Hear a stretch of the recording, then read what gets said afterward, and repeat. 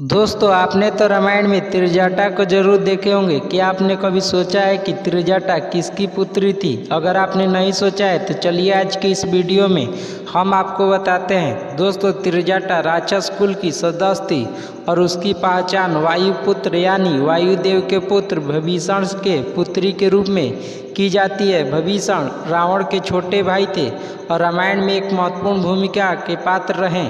वे राक्षस होते हुए भी धर्म और नीति के पक्षधर थे और यही गुण उन्होंने अपनी बेटी त्रिजटा को भी दिए थे। त्रिजटा का जन्म लंका में हुआ था और वह रावण के दरबार में एक महत्वपूर्ण सदस्य थी। हालांकि वह अपने पिता विभीषण की धार्मिकता और नीति को ही अपना आदर्श मानती थी। दोस्तों, त्रिजटा और माता सीता के बीच का संबंध रामायण के महत्वपूर्ण पहलुओं में एक है। अशोक वाटिका में जब माता सीता को रावण की धमकियों का सामना करना पड़ता था, तब त्रिजटा ने हमेशा माता सीता को सांत्वना दी और उनका मनोबल को बढ़ाया। त्रिजटा ने माता सीता को बताया कि उन्होंने एक सपना देखा था जिसमें रावण और लंका का विनाश निश्चित था और श्री राम की विजय होगी। इस प्रकार उन्होंने माता सीता को विश्वास दिलाई कि उनके पति श्री राम जल्द ही आकर उन्हें मुक्ति करेंगे। रामायण में त्रिजटा का सपना एक महत्वपूर्ण घटना है जो लंका के भविष्य के बारे में संकेत देती है।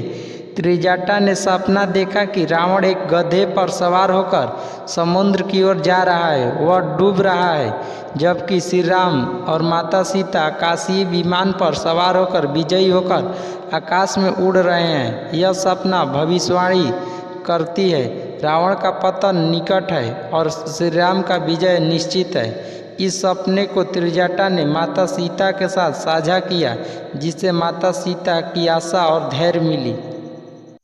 त्रिजटा का चरित्र रामायण में नैतिकता और धर्म के प्रति उसकी गहरी आस्था को दर्शाता है। उसके पिता विभीषण की तरह ही वह धर्म और सत्य के पक्ष में थी। भले ही वह लंका के निवासी थी और रावण के दरबार का एक हिस्सा थी, फिर भी उन्होंने कभी भी रावण के अन्याय का समर्थन नहीं किया। त्रिजटा का यह गुण उन्हें अन्य राक्षसियों से अलग बनाती है और रामायण के पाठकों को यह दिखाता है कि भले ही कोई किसी पापी समाज का हिस्सा हो, फिर भी वह सत्य और धर्म का पालन कर सकता है। त्रिजटा का रामायण में एक महत्व केवल एक राक्षसी के रूप में नहीं, बल्कि एक महिला के रूप में है जो सत्य और धर्म का पालन करती है। वह दिखाती है कि किस प्रकार के एक व्यक्ति अपने परिवेश और समाज से ऊपर उठकर नैतिकता और धर्म का पालन कर सकता है। त्रिजटा का माता सीता के प्रति सहानुभूति और उनका समर्थन यह दर्शाता है कि रामायण में महिलाओं का किरदार केवल नकारात्मक नहीं है, बल्कि वे अपने तरीके से धर्म और नैतिकता का को संदेश देती है।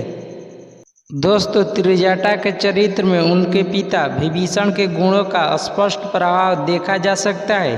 विभीषण ने हमेशा धर्म और नीति का पालन किए, चाहे इसके लिए उन्हें अपने भाई रावण का विरोध ही क्यों न करना पड़ा। जब विभीषण ने रावण का साथ छोड़कर श्री राम का समर्थन किए, तब यह त्रिजटा के विचारों को भी प्रभावित करता है, जो माता सीता के प्रति उनकी सहानुभूति की झलकता है। दोस्तों, रामायण के अंत में त्रिजटा का कोई विशेष उल्लेख नहीं है, लेकिन यह माना जाता है कि जब विभीषण को लंका का राजा बनाया जाता है, तब त्रिजटा ने एक समाजजनक जीवन व्यतीत किया। लंका के नए शासन में त्रिजटा को एक ऐसी महिला के रूप में दिखा गया जो सदैव धर्म और सत्य की पालन करती रही। त्रिजटा का चरित्र रामायण में नैतिकता, धर्म और सत्य का विजय का प्रतीक है। वह दिखती है कि भले ही किसी का जन्म राक्षस कुल में हुआ हो, फिर भी वह सत्य, धर्म और नीति का पालन कर सकता है। त्रिजटा और माता सीता के बीच का संबंध यह दर्शाता है कि संकट की घड़ी में सच्चे मित्र का समर्थक का महत्व क्या होता है। त्रिजटा के गुण और उसकी कथा रामायण को गहराई और अर्थ प्रदान करती है, जो हमें यह सिखाते हैं कि सत्य और धर्म का पालन किसी भी परिस्थिति में किया जा सकता है। दोस्तों, मैं उम्मीद करता हूं कि आपको यह वीडियो पसंद आए होंगे। अगर आपको यह वीडियो पसंद आए होंगे तो इस वीडियो को लाइक और चैनल पर नए हैं तो इस चैनल को सब्सक्राइब करना नहीं भूलिएगा।